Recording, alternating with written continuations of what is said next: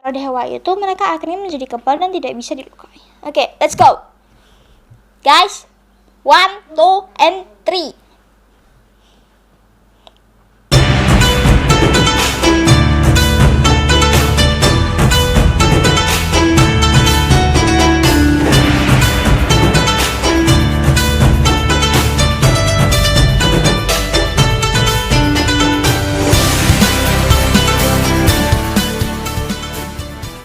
Hey guys, welcome back to my channel. Nama aku Asha Sandria dan terima kasih sudah klik video ini.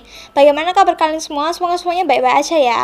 Kali ini aku bakalan bahas suatu ritual yang sangat unik dan juga ekstrim yang ada dari Singkawang, teman-teman. Nah, namanya itu adalah Pawai Tatung, dimana ritual itu adalah untuk merayakan Cap Gomeh. Nah, penasaran dengan ceritanya? Yuk kita langsung mulai. Kata tatung berasal dari bahasa Hakka yang artinya itu seseorang yang dirasuki oleh roh dewa atau juga roh leluhur. Dengan menggunakan mantra tertentu, roh dewa itu akan dipanggil ke altar lalu akhirnya memasuki raga orang tersebut.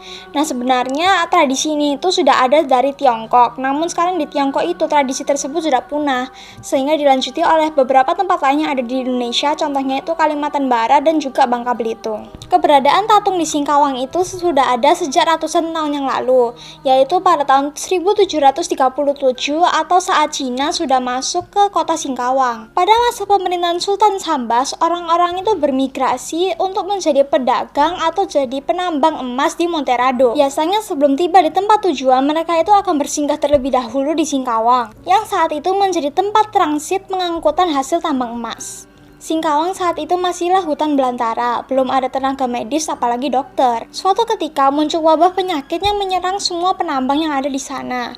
Jadi kata orang-orang perantau yang ada di Tiongkok saat itu, mereka itu bilang kalau itu adalah ulah roh-roh jahat. Untuk mengusir penyakit itu, akhirnya para penambang di sana meminta pertolongan pada dewa dan dewi juga roh-roh leluhur dengan cara Taoisme atau yang sekarang dikenal dengan tatung atau loktung.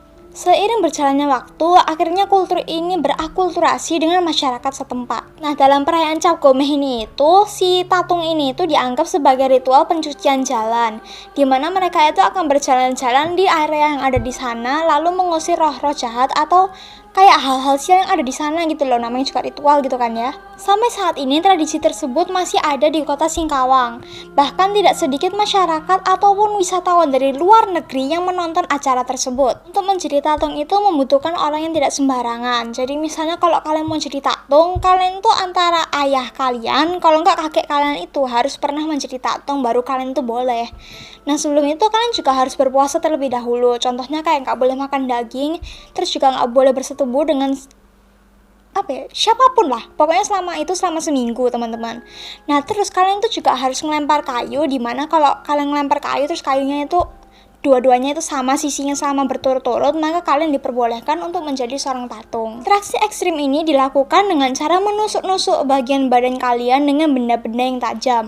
Nah, ini ada orang yang menusuk kayak bagian badannya gitu dengan jarum, kalau nggak pisau, kalau nggak madau itu kayak pisau yang gede itu loh, yang gede, and I ngeri banget gitu bayanginnya, like oh my god gitu loh. Bahkan ada juga yang ngiris lidahnya, terus ada kalau nggak ngiris lidahnya mereka itu kayak nancepin jarum di mulut sama pipinya gitu loh. Bayangin deh, rasanya gimana ya mas mbak, apa nggak ngilu itu gigi, kayak ngeri sekali saya, oh my god.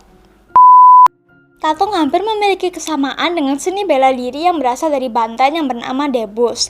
Nah, jadi roh-roh dewa yang memasuki mereka itu membuat mereka kebal dan akhirnya tidak bisa merasakan sakit. Untuk prosesnya sendiri, setelah mereka melakukan puasa tersebut dan juga ibadah dengan cara ibadah mereka masing-masing, mereka itu akan dibawa ke panggung khusus, kayak ke panggung spesial gitu, khusus untuk perayaan Cap Gomeh, di mana mereka sudah dalam keadaan ditusuk benda tajam, teman-teman. Nah, selama seorang itu menjadi seorang tatung, dia itu harus ditemani oleh seorang mediator, di mana dia itu akan kayak ngontrol komunikasinya antara seorang tatung dengan dewa yang merasukinya gitu loh. Ngerti kan? Nah, saat tatung itu mulai beraksi, tubuhnya itu dipinjam oleh dewa yang merasukinya sebagai tempat kayak perantara gitu, juga sebagai tempat komunikasi antara roh dewanya dengan masyarakat-masyarakat di sekitar. Sorot mata mereka itu akan berubah menjadi kosong, di mana raut wajah mereka itu mengeras dan mereka itu harus ditandu, kalau enggak mereka itu harus jalan pokoknya harus ditemenin gitu lah ya, gak boleh jalan kaki sendirian. Perayaan yang ditujukan untuk mengusir roh-roh jahat dan juga hal-hal sial ini mengundang banyak orang untuk menonton acara tersebut.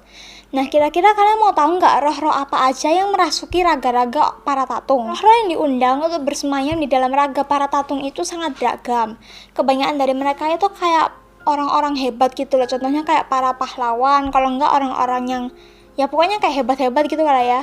Ada juga yang dari legenda Tiongkok gitu, contohnya kayak sastrawan, terus para apa ya, kayak jenderal perang gitu. Terus ada juga yang kayak orang-orang suci, tapi ada juga yang apa ya, banyak lah pokoknya orang-orang hebat sama pahlawan itu pasti. Well, itulah tatung dan perkembangannya di Indonesia. Nah, semoga dari video ini kalian bisa belajar tentang tradisi-tradisi dan juga budaya-budaya yang berbeda yang ada di Indonesia. Jadi kita bisa menghargai tradisi yang ada, budaya yang ada, dan juga perbedaan-perbedaan yang ada. Nah, oke, dari video ini kita bisa belajar untuk menghargai segala perbedaan yang ada di Indonesia, teman-teman. Sekian dari saya, thanks for watching, and jangan lupa untuk klik tombol like, share ke teman-teman kalian dari Sabang sampai Merauke seperti biasa juga, teman-teman.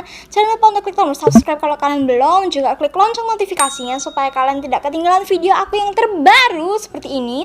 Dan juga jangan lupa untuk tulis di kolom komentar kalau misalnya kalian ada saran atau kritik atau segala macam, atau mungkin saran buat video berikutnya juga boleh, tulis aja di kolom komentar.